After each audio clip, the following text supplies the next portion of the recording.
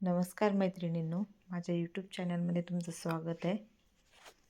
आज मी माझा एक छोटासा बिझनेस चालू केला आहे आणि तो बिझनेस म्हणजे डब्बा सर्विस. त्यासाठीच मी हे जेवण प्रिपेअर करते आहे. मला आज पहिल्यांदा 6 व्यक्तींची ऑर्डर भेटलेली आहे. त्यासाठी मी वरण भात, आलू मटरची भाजी, ओली भाजी आणि पोळ्या असा मेनू त्यांच्यासाठी तयार करते आहे. तर प्रथम मी इथे वरणासाठी डाळ लावली आहे आणि नंतर लगेच मसाल्याची तयारी करून घेते.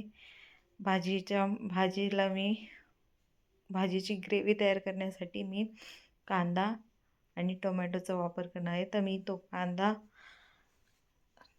दुसऱ्या गॅसवर तवा तापायला ठेवून मी कांदा कट करते आणि तो कांदा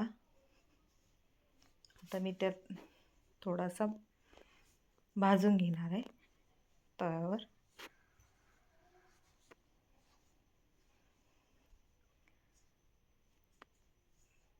कांद्याची कटिंग झाली की तो मी आता तव्यावर टाकते. तोपर्यंत माझी डाळ पण चांगली शिजली होती. लगेच टोमॅटोची पण कटिंग करते. भाजी जास्त प्रमाणात करायची आहे, त्यामुळे मी आज कांदा आणि टोमॅटोचा वापर करते, जेणेकरून भाजी छान अशी घट्टसर व्हावी. आणि अशी आपण भाजून कांदा टोमॅटो परतून घेऊन जर त्याची ग्रेव्ही केली तर ती टेस्टी पण लागते. त्यामुळे आता कांदा आणि टोमॅटो होतोय तोपर्यंत लसूण सोलून घेते. लसूण आपल्याला भाजीला पण लागणार आहे आणि वरणाला पण लागणार आहे, तर दोन्हीसाठीचा लागणारा लसूण मी एकदाच सोलून घेते आणि मध्ये मध्ये कांदा टोमॅटोला हलवत राहणार. त्यावर थोडीशी तेलाची धार सोडली.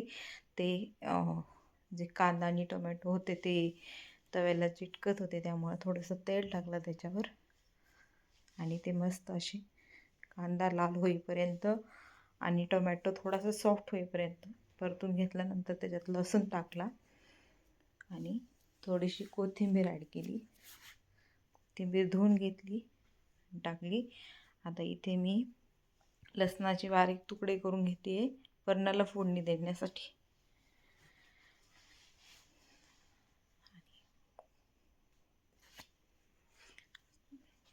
आता इथे डाळ चांगली शिजली आहे माझी, तर मी वरणाच्या फोडणीची तयारी करते. त्यात कढीपत्ता धुवून घेते. लसूण मी आधीच खोडून ठेवला आहे. कढीपत्ता धुतला, कोथिंबीर धुणार, ती कट करून घेणार. तर जो हा मसाला आहे आपला, तो थंड होण्यासाठी मी एका पातेल्यात काढून घेते. थंड होण्यासाठी साईडला ठेवून देते त्याला. आणि तोपर्यंत आता मी वरणाच्या फोडणीची तयारी करणार.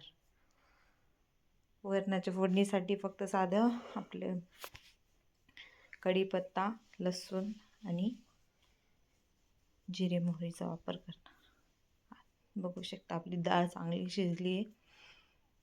फोडणीसाठी पातेलं ठेवला, गॅस चालू केला, त्यात 2 पळ्यात तेल ॲड केलं. तेल चांगलं गरम होऊ दिलं आणि नंतर त्यात जिरे मोहरी ॲड केली. जिरे मोहरी तडतडल्यानंतर त्याच्यात लसूण टाकला. लसूण थोडासा लाल होईपर्यंत तेलात परतून घ्यायचा. नंतर कढीपत्ता टाकला. कढीपत्ता आणि थोडीशी कोथिंबीर आणि जे आपलं शिजलेलं वरण होतं, जी डाळ होती आपली, ती त्याच्यात टाकली. नंतर थोडीशी कोथिंबीर आणि चवीपुरतं मीठ. आता इकडे वरणाला उकळी येते, तोपर्यंत मी भात लावून घेते. मला 1.5 ग्लास भात लावायचा आहे. तर 1.5 ग्लासासाठी मी 3 ग्लास मोजून त्याच्यात कुकरला पाणी उकळायला ठेवते. चवीनुसार मीठ त्याच्यात ॲड केलं, थोडंसं हलवून दिलं त्याला, म्हणजे मीठ त्यात विरघळलं पाहिजे चांगलं. आणि जो मसाला आपण थंड करायला ठेवला होता तो मिक्सर जारमध्ये काढून घेतला आणि त्यातच मी तांदूळ घेतले धुण्यासाठी. त्याच भांड्यात मी तांदूळ घेतले धुण्यासाठी. तांदूळ चांगले 2-3 पाण्याने मी स्वच्छ धुवून घेणार आहे.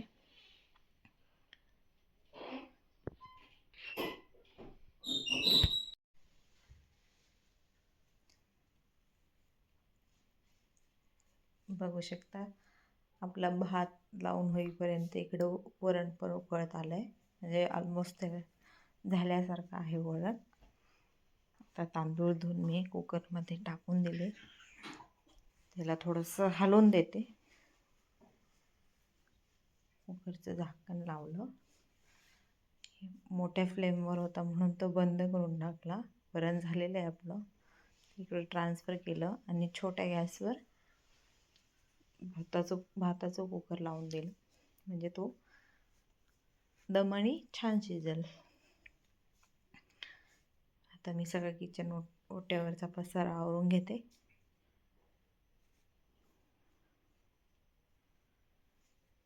ओटा क्लीन करून घेतला आणि भाजीसाठी जे आपण वाटण तयार केलं होतं, कांदा, टोमॅटो, लसूण, कोथिंबिरीचं, ते मिक्सरमधून चांगलं बारीक करून घेते पाणी टाकून.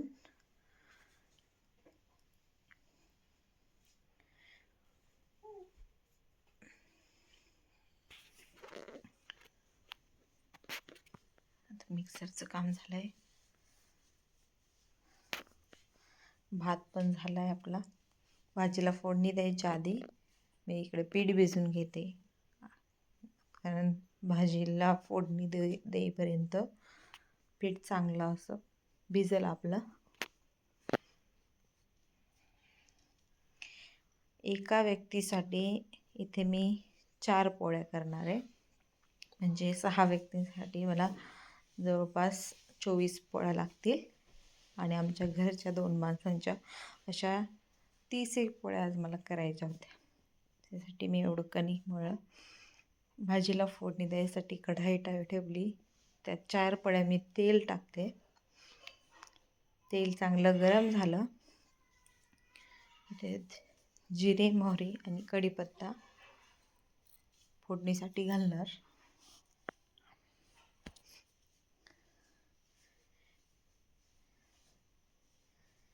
जिरे, मोहरी, कढीपत्ता चांगला तडतडला की आपण जे वाटलेलं वाटण होतं ते याच्यात ॲड करून दिलं.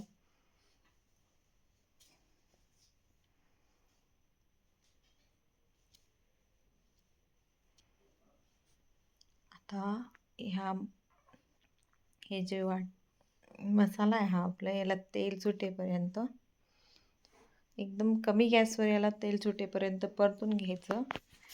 ह्या टाईमला भाजी करताना हा जो टाईम असतो यात गडबड करायची नाही.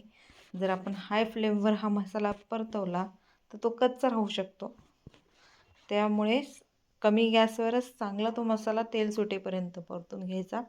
नंतर त्यात सुके मसाले ॲड करायचे. इथे माझे सुके मसाले ॲड करताना शूट झालेलं नाही आहे, त्यामुळे तुम्हाला दिसतंय की मी डायरेक्ट आलू मटर टाकले. ते माझ्याकडून शूट झालं नाही. आलू मटर टाकल्यानंतर ते चांगल्या मसाल्यामध्ये जे परतून घ्यायचे 5 मिनटं आणि नंतर लगेच त्यात पाणी ॲड करायचं, आपल्याला जेवढं गरजेचं आहे तेवढं. आता मला इथे 8 लोकांसाठी भाजी बनवायची होती, म्हणजे 6 डब्याचे आणि 2 आमचे घरचे मेंबर. मी गच्च कढाई भरून आज भाजी केली आहे.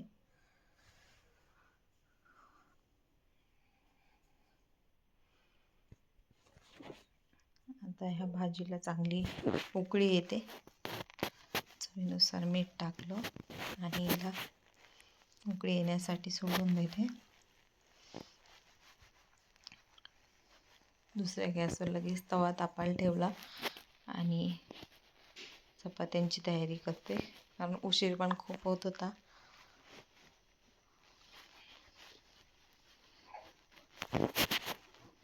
चपात्या पण भरपूर करायच्या होत्या, वेळ लागणार होता म्हणून लगेच चपात्या पण करायला घेतला.